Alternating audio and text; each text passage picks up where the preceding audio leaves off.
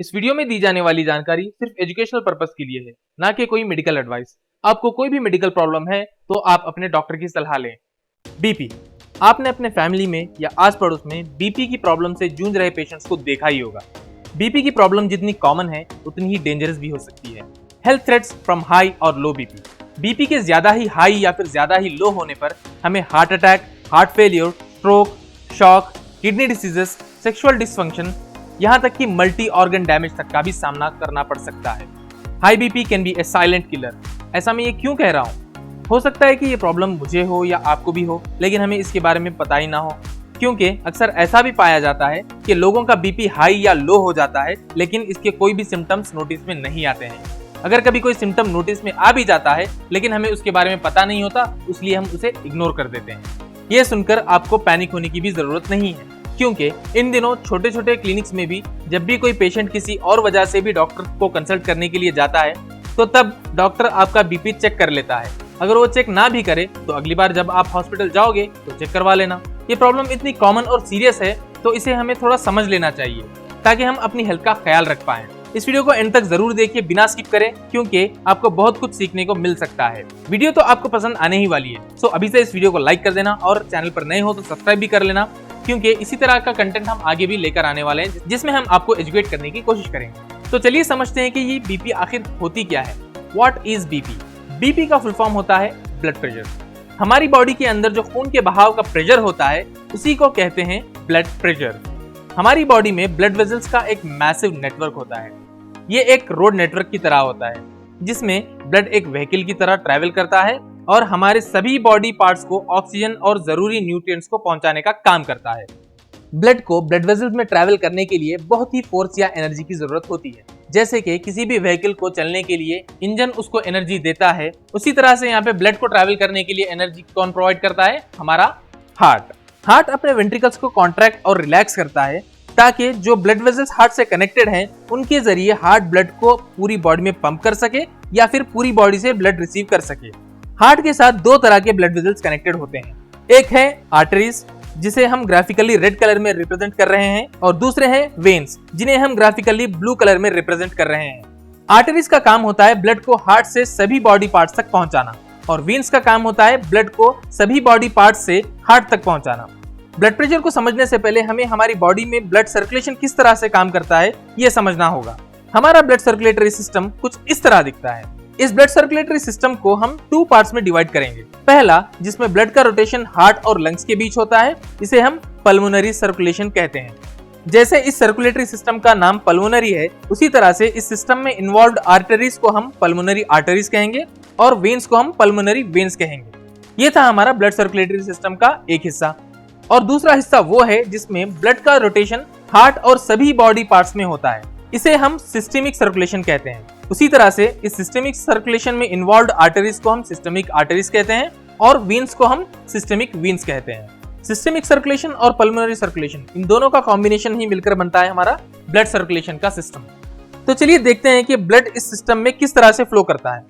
सबसे पहले blood lungs में ऑक्सीजनेट होता है, यानी कि ब्लड के अंदर सभी ऑक्सीजन और जरूरी न्यूट्रिएंट्स मिक्स हो जाते हैं, और फिर हार्ट उस ऑक्सीजनेटेड ब्लड को पल्मोनरी वेन्स के जरिए रिसीव कर लेता है और फिर उस ऑक्सीजनेटेड ब्लड को सिस्टेमिक आर्टरीज के जरिए पूरी बॉडी में पंप कर देता है।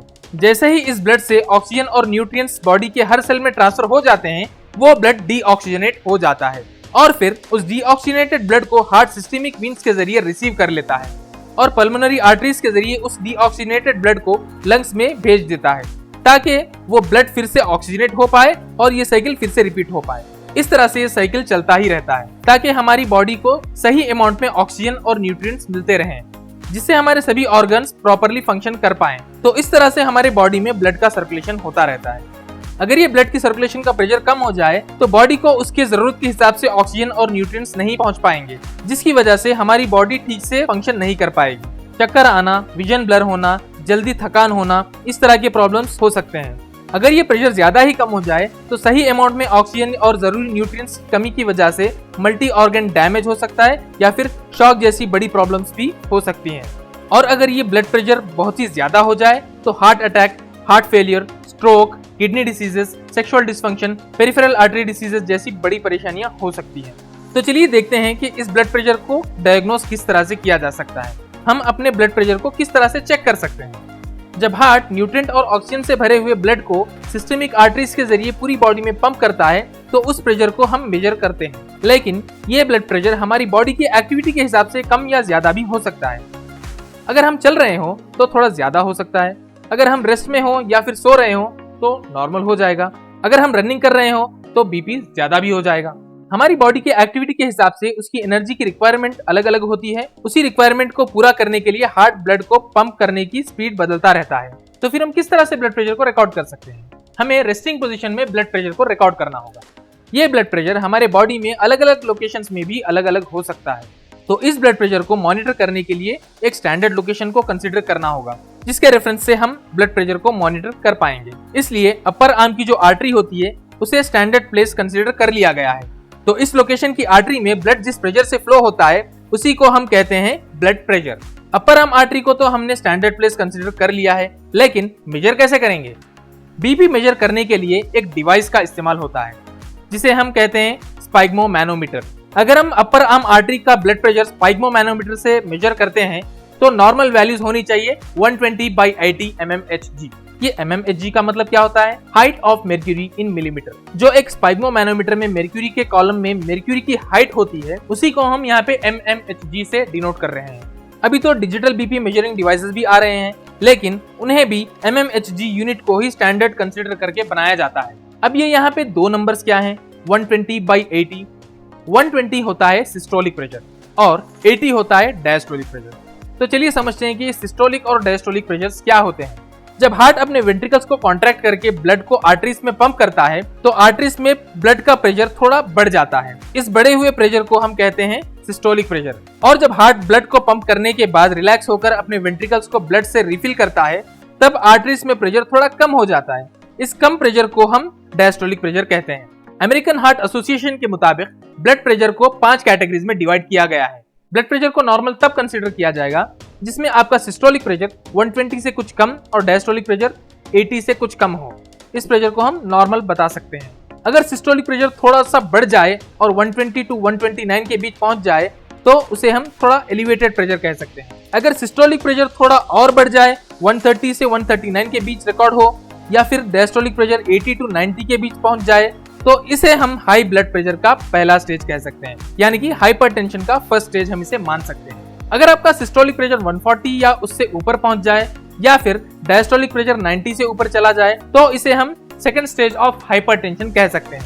अगर आपका सिस्टोलिक प्रेशर 180 या उसके आगे बढ़ जाए या फिर डायस्टोलिक प्रेशर 120 या उसके आगे पहुंच जाए या फिर दोनों नंबर्स बढ़ जाएं तो इसे हम हाइपरटेंसिव क्राइसिस कह सकते हैं। ये बहुत ही क्रिटिकल स्टेज होता है। इस सिचुएशन में डॉक्टर को कंसल्ट करने में देर बिल्कुल भी नहीं करनी चाहिए। ये बहुत ही सीरियस साबित हो सकता है। लो बीपी। जनरली किसी का भी बीपी अगर 90/60 या उससे नीचे रिकॉर्ड होता है तो उसे हम लो बीपी कंसीडर कर लेते हैं। इसे हम हाइपोटेंशन भी कह सकते हैं।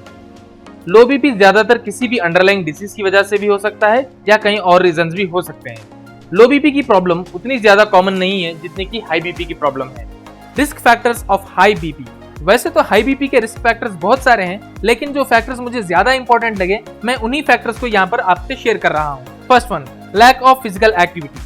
अगर आपके लाइफस्टाइल में बहुत ही कम फिजिकल एक्टिविटी इन्वॉल्व है तो आपको आगे चल के हाई बीपी का सामना करना पड़ सकता है।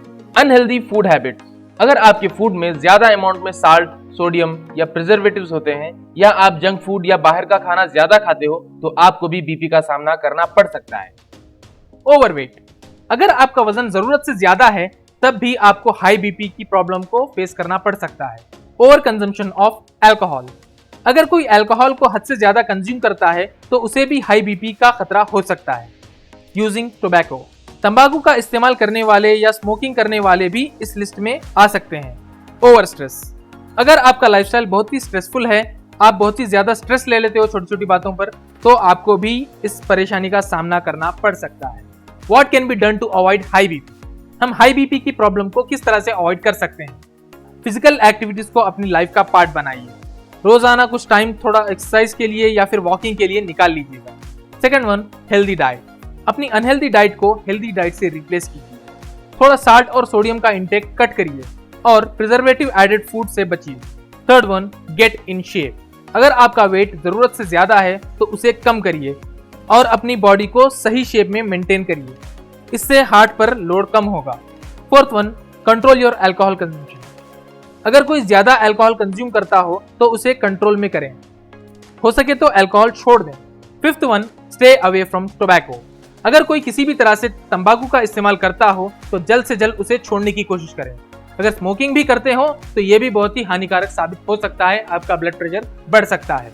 Sixth one, avoid unnecessary stress. Life में खुश रहने की कोशिश करें, छोटी छोटी चीजों को एंजॉय करिए, बिना वजह का स्ट्रेस बिल्कुल ना लें, एंटरटेनमेंट के लिए थोड़ा वक्त निकालिए ताकि आपका स्ट्रेस लेवल कम हो सके तो इन सारी चीजों को फॉलो करिए, क्योंकि हाई ब्लड प्रेशर की प्रॉब्लम जीन्स के जरिए भी हमारी आने वाली जनरेशन तक पहुंच सकती है। अगर हमारे पेरेंट्स से ये प्रॉब्लम हमें ट्रांसफर होती है तो इसके लिए तो हम कुछ नहीं कर सकते, लेकिन अपने आप को हाई ब्लड प्रेशर से बचाकर हम हमारी आने वाली जनरेशन्स का एक रिस्क फैक्टर कम जरूर कर सकते हैं। उम्मीद है कि आपको ये वीडियो पसंद आया होगा। सो इस वीडियो को लाइक जरूर करें और अपने फैमिली और फ्रेंड्स के साथ इस वीडियो को शेयर करना बिल्कुल ना भूलें, ताकि वो भी इस प्रॉब्लम को समझकर इससे बचने की कोशिश कर सकें। अगर आपने हमारे चैनल को अभी तक सब्सक्राइब नहीं किया है तो सब्सक्राइब जरूर कर लीजिएगा और कमेंट में बताना बिल्कुल मत भूलिए कि आप आगे किस तरह की वीडियोस देखना पसंद करेंगे। So till then, keep watching, keep learning, keep growing.